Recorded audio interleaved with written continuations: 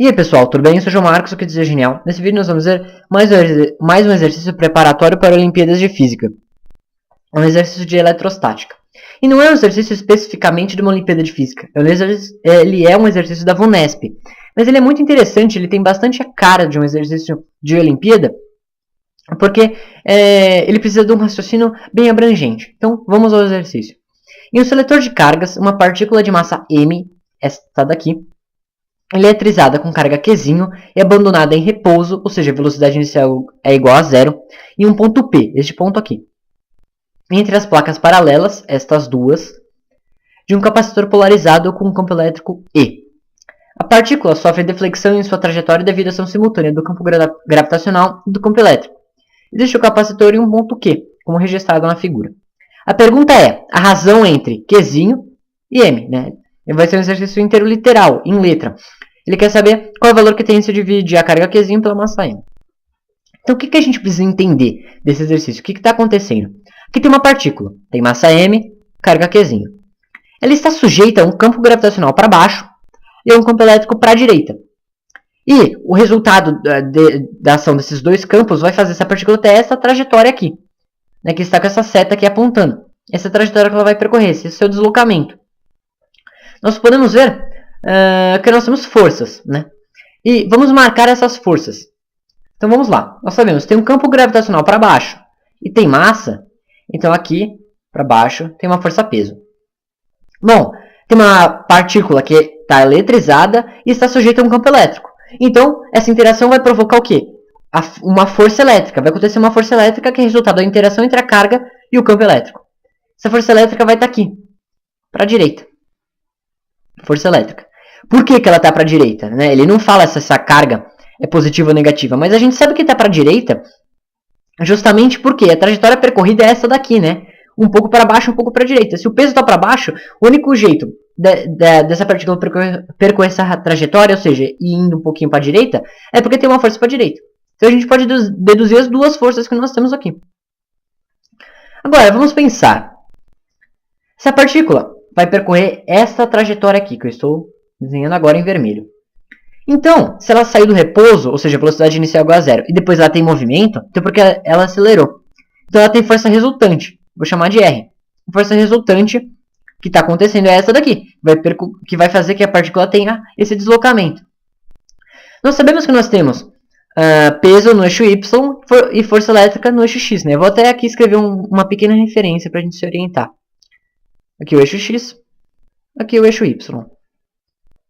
Então o que a gente vai fazer? A gente não vai trabalhar com a força resultante inteira, né? A gente vai trabalhar com sua componente em X e sua componente em Y. A gente pode fazer isso porque a força é um vetor, então pode ser decomposto desse modo. Então, vamos começar pelo eixo X. No eixo X, nós sabemos que, vou escrever aqui, a resultante de X, a componente X da força resultante é igual à força elétrica. Por quê? Bom, é a única força que tem no XX, né? Então a força resultante no XX é a própria força elétrica. E nós sabemos que um módulo de calcular a força elétrica é Q vezes E, né? Porque essa força elétrica está sendo o resultado de uma interação entre a carga e o campo elétrico. Nós também sabemos que a força resultante é massa vezes aceleração. Então eu vou escrever aqui massa, né, a massa da partícula vezes aceleração, vou colocar a aceleração em x. É porque nós estamos trabalhando no eixo x. Então, vamos pensar um pouco. Saiu do repouso, acelerou, tem força resultante. Portanto, é um MUV. Né? Nós vamos considerar que isso é um MUV, um movimento uniformemente variado. Vai ter aceleração, a velocidade vai variar. De novo, por que a gente vai considerar isso? A gente vai considerar porque tem força resultante. Se tem força resultante, tem aceleração. Então, se é um MUV, nós podemos usar a expressão do sorvetão, né? S igual S0 mais V0t mais ET quadrado sobre 2. Esta é a equação horária dos espaços no MUV. Então, a gente vai poder usar isso daqui por quê? Porque nós estamos considerando que é um MUV. Então, vamos continuar aqui. Vamos pensar um pouco. O espaço inicial nós vamos considerar que é zero, né? Vamos considerar que aqui onde ele sai é zero. Então, aqui, zero. Velocidade inicial é zero. Ele falou, saiu do repouso. E aceleração? Bom, nós conseguimos chegar na aceleração passando o m para o outro lado, né? Ó, dessa expressão aqui, ó, eu posso tirar aqui aceleração em x é igual a q vezes z dividido por m, né? Eu só passei o m dividindo. Então é o que eu vou colocar aqui no lugar de aceleração. E o espaço? Bom, vamos pensar. Nós estamos considerando o eixo x. Vamos imaginar tudo o que está acontecendo desde o repouso até esse ponto Q aqui, que é onde ele sai de ter o campo elétrico. Né? Vamos pensar nisso daqui, até esse ponto. E até esse ponto, a distância que foi percorrida em x é a distância d. É aqui o que ele chamou de d. É essa distância aqui. Então, S é igual a d. Então, o que a gente pode escrever? A gente pode escrever que d é igual a aceleração é q vezes z. E já tenho t quadrado multiplicando. Isso dividido pelo quê? Isso dividido por 2m. Ficou até meio apertado, eu vou escrever aqui em cima. D é igual a q vezes z dividido por m, que é a aceleração, vezes t quadrado sobre 2, né? Então 2 fica aqui multiplicando m aqui embaixo. Então o que nós fizemos? Nós chegamos aqui numa expressão para o eixo x. Nós vamos, por enquanto, parar por aqui no eixo x e vamos pensar agora no eixo y. Vamos lá. Eixo y. A resultante no eixo y é igual ao próprio peso. É a única força que tem aqui no eixo y. Né? Então, isso é igual a mg. Peso é massa vezes o campo gravitacional. Né? Agora aqui eu estou pensando tudo em módulo. E nós também sabemos que força resultante é massa vezes aceleração. Então, massa vezes aceleração, no caso a aceleração que nós estamos considerando é a do eixo y. Então, se eu cortar esse m com esse m, eu vou perceber que a aceleração no eixo y é justamente a aceleração da gravidade. E que caso é esse? Bom, isso nos lembra da queda livre. Né? Que caso que nós temos uma aceleração para baixo, né? Que é a aceleração do campo gravitacional, é justamente um caso de queda livre. Logo, nós podemos pensar no eixo y como se fosse uma queda livre. E é o que a gente vai fazer. Então, se é uma queda livre, também vai ser um mv. Ou seja, tem força resultante, vai ter aceleração. Se tem aceleração, tem variação de velocidade. Então, é um movimento uniformemente variado. É assim como foi no eixo x.